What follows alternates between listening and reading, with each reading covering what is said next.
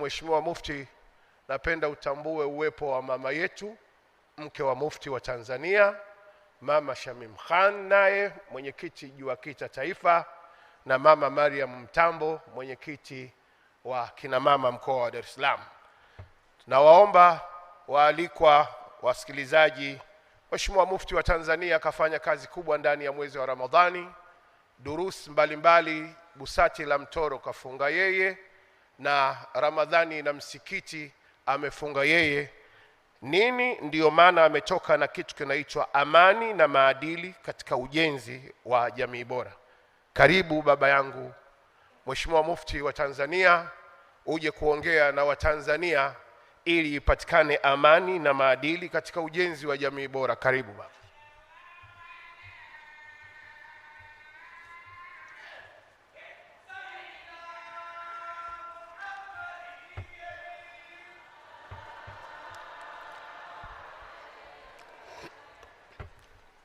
بسم الله الرحمن الرحيم. الحمد لله الذي جمل الأعياد بالسرور، والصلاة والسلام على سيدنا محمد على ممر الدهور، وعلى آله وصحبه إلى يوم البعث والنشور. Mheshimiwa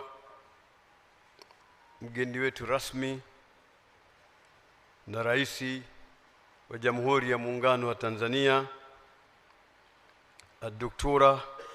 Samia Suluhu Hassan, Mheshimiwa Rais Mstaafu Dr. Jakaya Kikwete wa awamu ya 4,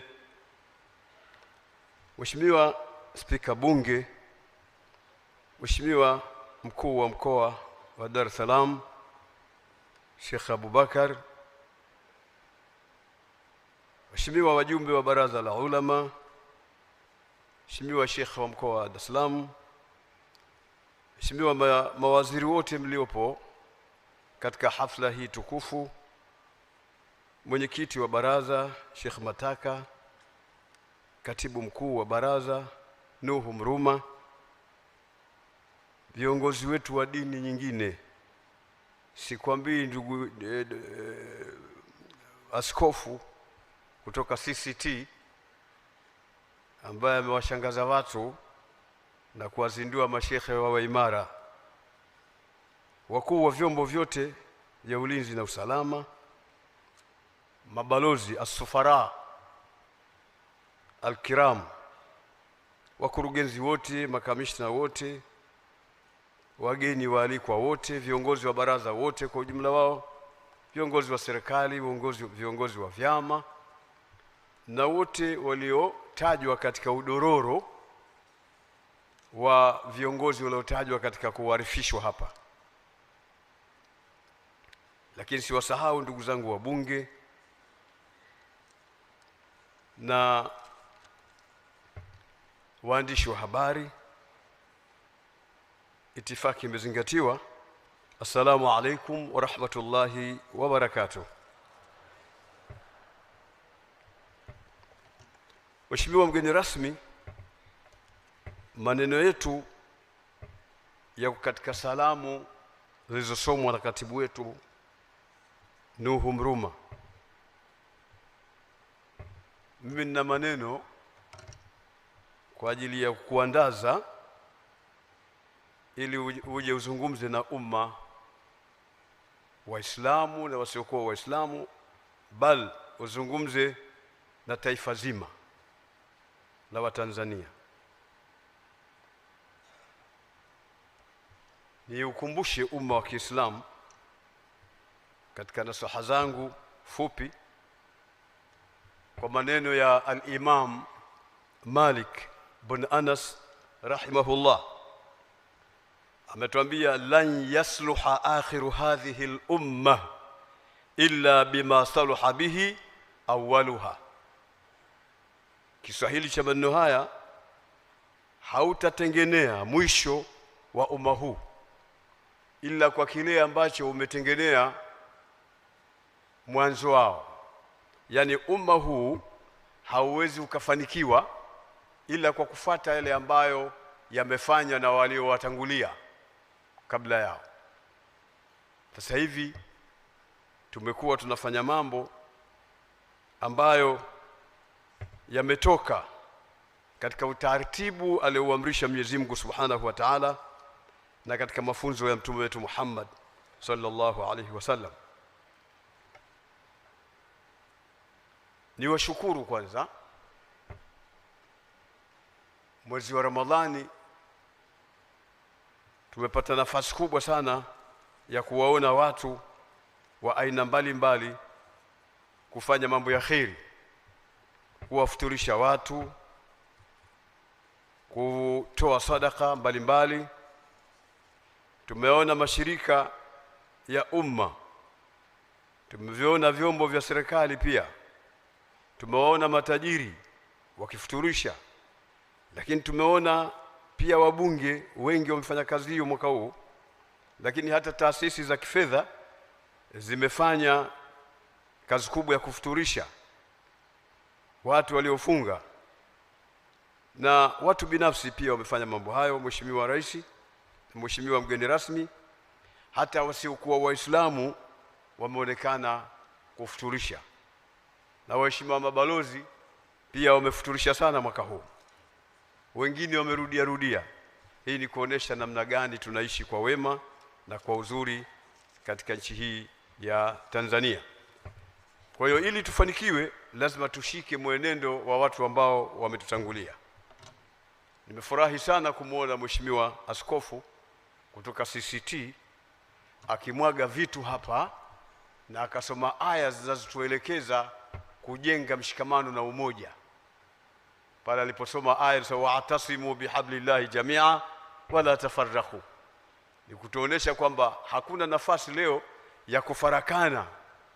Nafasi iliyopo ni ya kujenga mshikamano zaidi na kujenga umoja zaidi, kujenga umoja wa kidini, kujenga umoja wa dini mbalimbali, lakini na kujenga umoja wa kitaifa.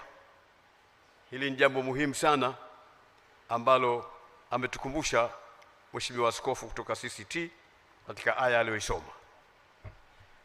Mimi niongezee mkia kwamba katika mafunzo ya Uislamu kuna kitu kinaitwa at-taamul ma'a ghairi al-muslimin wa at-taayushu silmi, yani kuamiliana na wasiokuwa Waislamu, kutendeana, kuishi na wasiokuwa Waislamu kwa amani.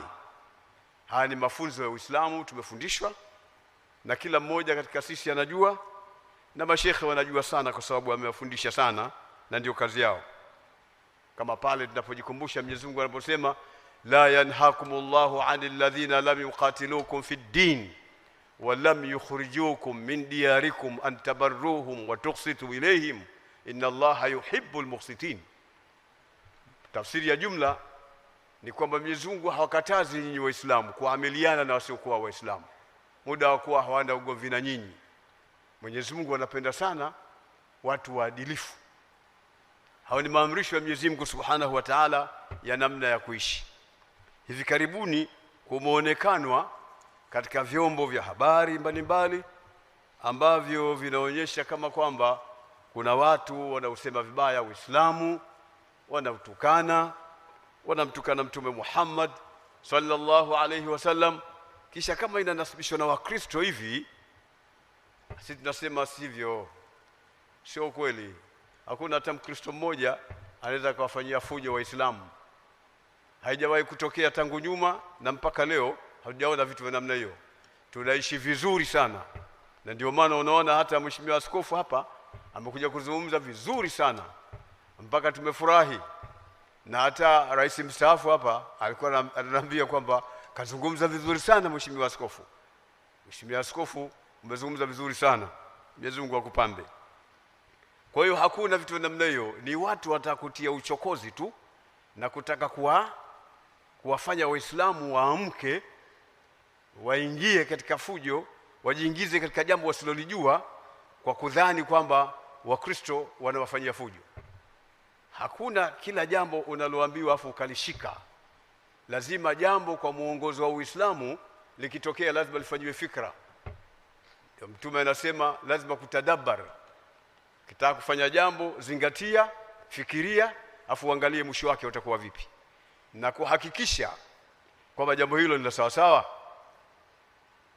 Mungu ametuambia wazi, akimjili mtu fasiki fatabayanu, fanyeni upelelezi, msifanye haraka kuweza kuzungumza au kuhamasika na mambo ambayo yanapitishwa. Na katika zama hizi za AI, adh-dhaka'ul istinai au akili mnemba, ni zama za kuangalia sana, kwa sababu inatumiwa vibaya sana hii adh-dhaka'ul istinai, na inaweza kaingizwa hata katika masuala kama hayo kwa ajili ya kuogombanisha Waislamu na Wakristo, jambo ambalo hakuna.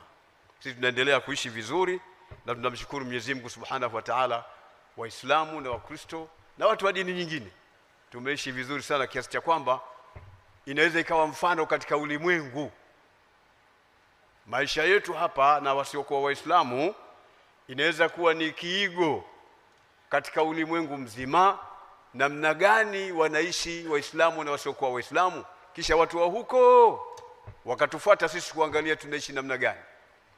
Na ndio maana tuna chombo tunakiita interfaith, ambacho kinaunganisha juu ya watu wa dini nyingine na sisi Waislamu katika kujenga mambo mbalimbali yanayohusiana na dini zetu, lakini yanayohusiana na amani, yanayohusiana na uadilifu, yanayohusiana na maadili, yanayohusiana na kujenga nchi na maslaha ya taifa.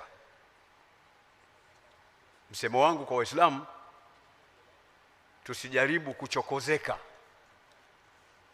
Mtu akikuchokoza usikubali kuchokozeka. Jambo la kweli halijifichi, lakini jambo la urongo mara moja tu hubainika.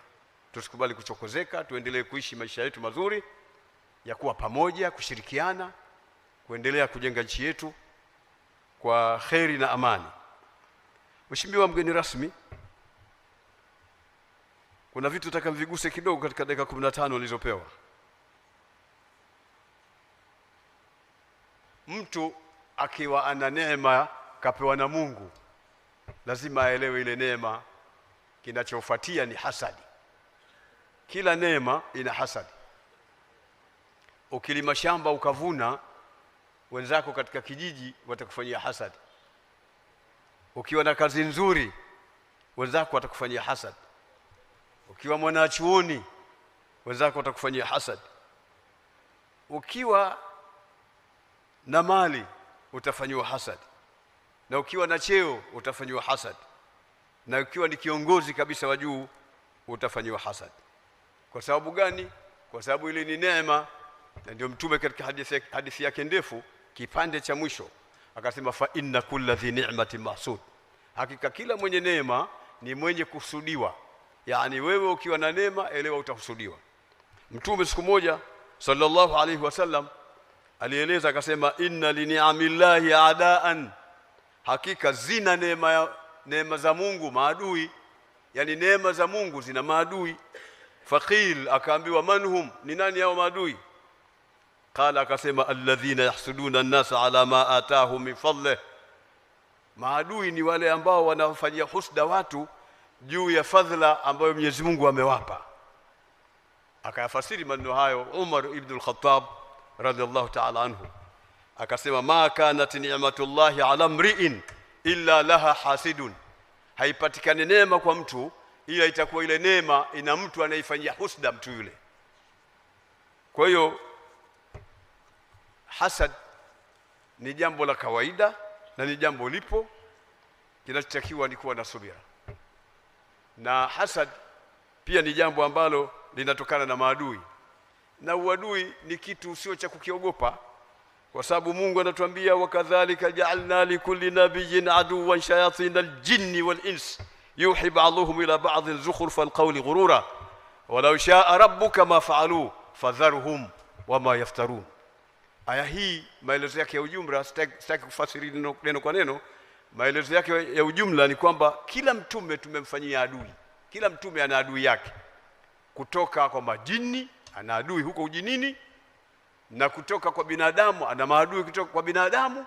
Na hivyo ndivyo mwana wa chuoni, kiongozi, utakuwa na adui ujinini, utakuwa na adui binadamu, kama alivyosema Mwenyezi Mungu katika Qur'ani hapa katika maneno haya. Lakini mwisho akasema fadharuhum wama yaftarun, waachilie hao maadui na wanaoyazusha, usihangaike nao. Wewe waachie wafanye uadui wao, wewe endelea na yako. Wanafanya uadui kwa sababu ya hiyo neema, wewe usishughulike na hao. Mtu mmoja katika wanazuoni wakubwa anasema la yakmulu alimun fi maqami alilmi wala qaidun fi maqami alqiyada hatta yubtala bi arba'a.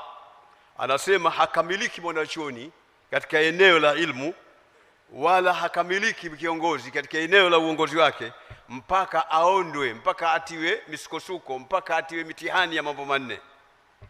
Jambo la kwanza akasema shamatatul aada, ni kuombewa vibaya na maadui.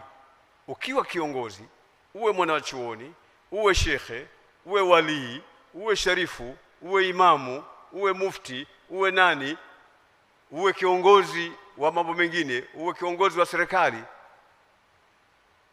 kwa namna yoyote ile na kwa nafasi yako yoyote ile, mambo manne lazima yapo. Anasema jambo la kwanza ni shamatatul aada, kuombewa vibaya na maadui, kwamba huyu mtu mpaka leo haumwi, chuma nini hiki, huyu mtu mpaka leo hafi bwana, mpaka leo tu wakelipo, kwa nini hafi huyu mtu, kamezahirizi nini?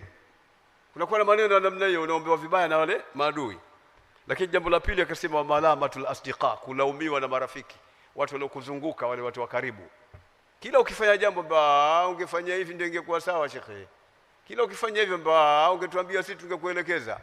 Basi hayo ni mambo yapo kwa kiongozi. Lakini akasema jambo la tatu wata'anul juhal, kutiwa ila na watu wasiojua kitu.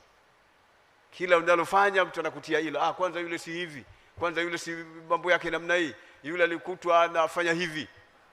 Unatiwa ila kila kona, watu wanakutia ila tu.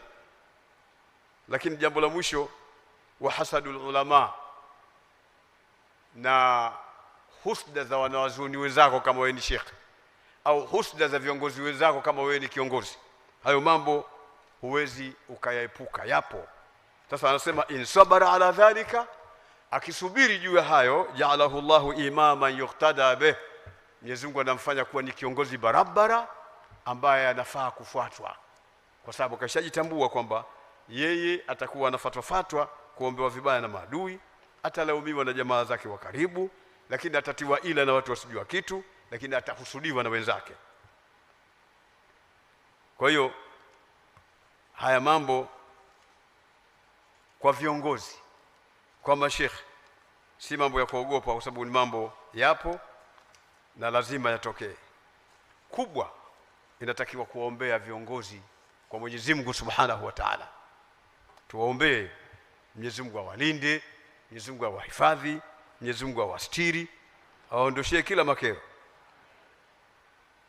Ahmad bin Hanbal mwenye madhhabi ya Hanbal anasema lau kana li da'watun mustajaba ma ja'altuha illa fi sultan, lao ingekuwa mimi kama mimi ninaweza kuwa na dua nikiiomba inaitikiwa na Mungu, basi dua hiyo ningeielekeza kwa kiongozi.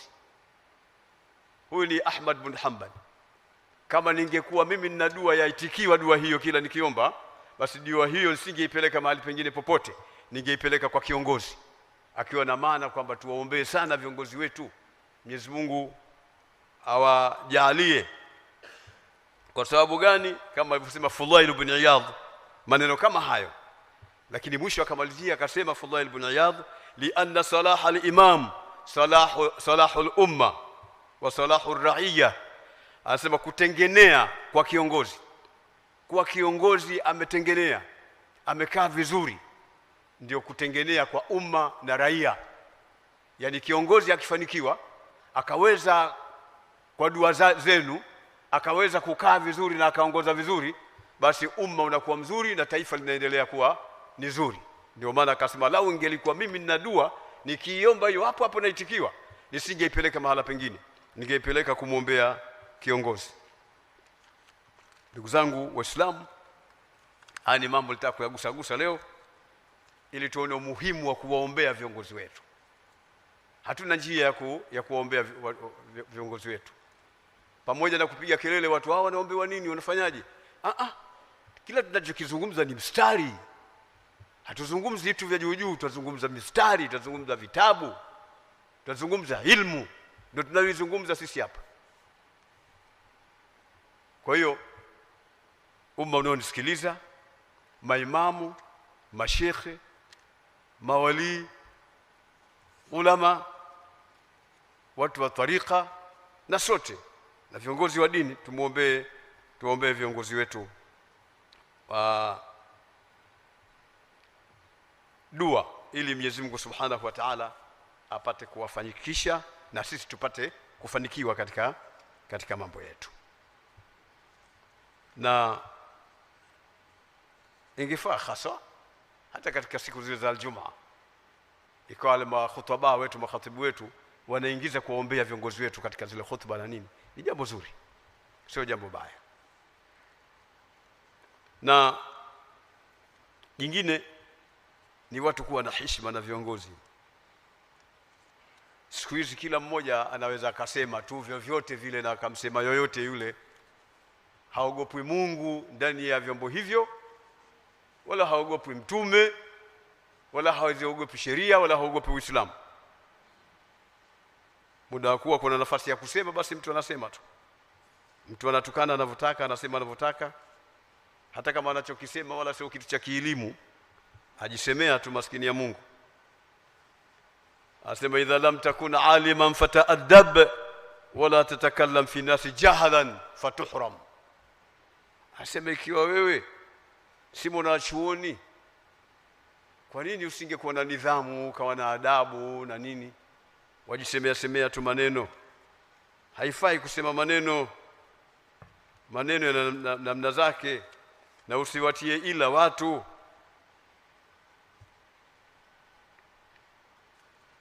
Asema da'i ulama wala tat'an fihim, waache wanazuoni na viongozi wala usiwatie ila.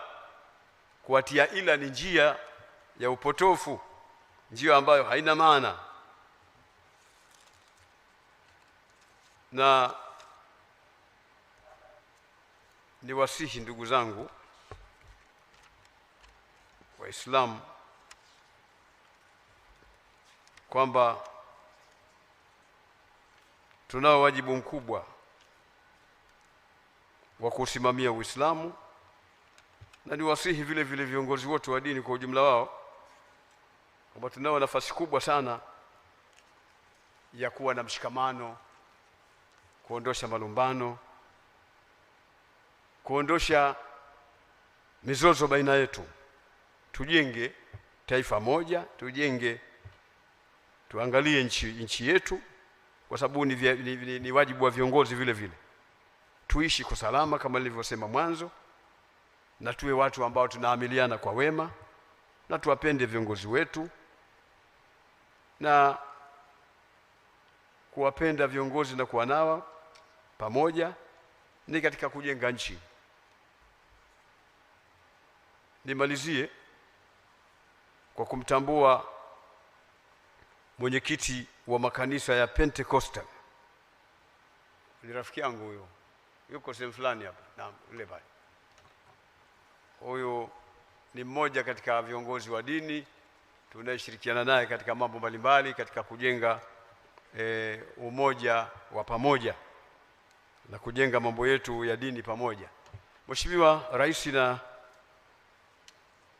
mgeni wetu rasmi wa leo, nimeamua kuacha mambo mengi niliyokuwa nimeyapanga kwa sababu dakika zangu chache 15, na sikutaka pia nzimalize ile nikupe nafasi uweze kuzungumza na Waislamu na kuzungumza na wananchi na kuzungumza na taifa kwa ujumla katika yale ambayo umetupangia katika siku yetu ya leo. Nakuomba sasa hivi uje uzungumze na taifa kupitia jukwaa hili. Wallahu waliyu tawfiq wa kullu amin wa antum bi khair wa bi alfi saada wa salah.